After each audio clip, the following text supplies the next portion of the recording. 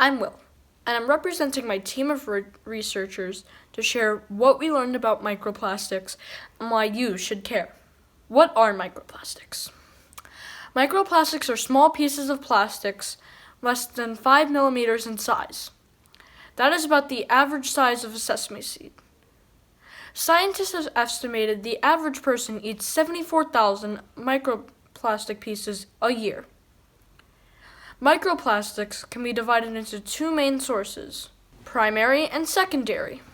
Primary sources include fiber shedding from synthetic fabrics, nurdles, small plastic pellets used in manufacturing, microbeads that are added to cosmetic and industrial products as abrasives. Secondary sources are the larger products that degrade over time and get smaller and smaller as they enter the ocean. Where do microplastics come from?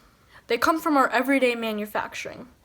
Takeout containers, plastic bags, packaging, synthetic fabrics, microbeads in products, tires on cars, and trash we toss out. Where have microplastics been found? Microplastics have been found in some of the most remote places on Earth. Places so far from civilization, such as the bottom of the Mariana Trench, inside Arctic and Antarctic ices, and in uninhabited islands untouched by humans. If microplastics can be found in these places, imagine how bad the problem must be closer to our homes. We wanted to know if we could recreate this in our school lab. We decided to use the hydroponic lights as the sunlight and place plastic samples in seawater with sand. We shook them every day to recreate the waves. We continued to work for 6 weeks and then poured the water through a sieve and used a microscope to see if any microplastics have formed. We reweighed the samples to see if they had lost mass. We were unable to replicate the process, but we still know microplastics are a huge concern. When I opened my presentation, I shared that the average person eats 74,000 pieces each year. No one wants to eat plastic, so how is this happening? As I explained, microplastics are already in our oceans. Scientists estimate by the end of this year, there will be more plastic in our oceans than the number of fish.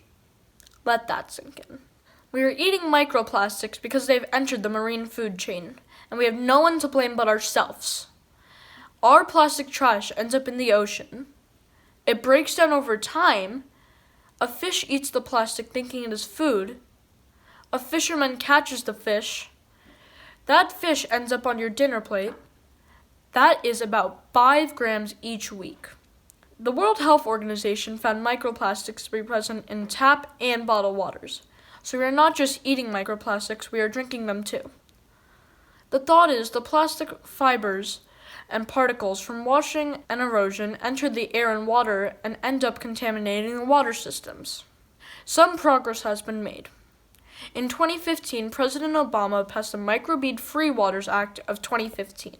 It is a United States law that prohibits the addition of plastic microbeads in the manufacturing of certain personal care products, such as toothpaste. The purpose of this law is to reduce water pollution caused by these products. Humans created this problem, so there can also be human-made solutions. Plastic does not go away, so we must stop producing it. The only way to encourage companies to make less is for us to use less. Here's how you can make a difference.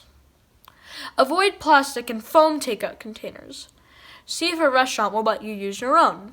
Stop using single-use plastic like straws, cutlery, baggies, and water bottles. Use reusable water bottles, grocery bags, and containers instead. Volunteer to clean up beaches and riverbanks. Educate your family and friends about the dangers of microplastics. Thank you for your time, and may we all have a microplastic-free future.